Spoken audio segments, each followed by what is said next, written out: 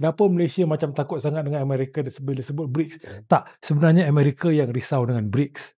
Yes. Sebab BRICS ni 20% daripada dunia dan mereka ada potensi untuk memecahkan monopoli mata wang Amerika Syarikat US dollar.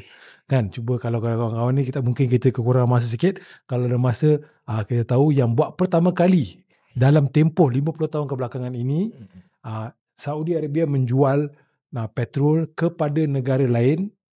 Korang research negara mana dengan tak menggunakan US dollar. Yes. Itu So dia nampak reputasi petrodollar ni kan, sebab ini perjanjian 50 tahun Amerika Syarikat dengan Saudi Arabia. Perjanjiannya habis tahun ni. Ya, betul. Jadi dia punya keretakan dominasi petrodollar tu atau USD sebagai reserve currency sedunia sudah ada orang kata retak. Sebab tu dia risau. Kan, jadi kita kena hedging. Yes.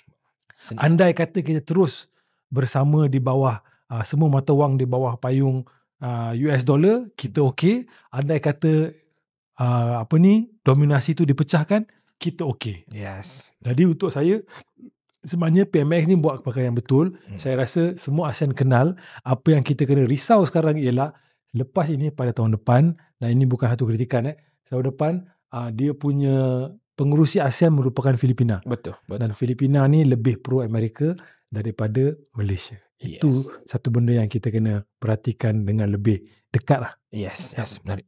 So, mesej terakhir sebelum kita pergi pada topik kedua. Mesej terakhir, mana-mana negara boleh memberi pendapat tentang dasar luar Malaysia. Tapi bagi saya sebagai orang Malaysia, saya YB, Rambung, selalu borak benda ni, kita orang tak pernah takut tentang kritikan.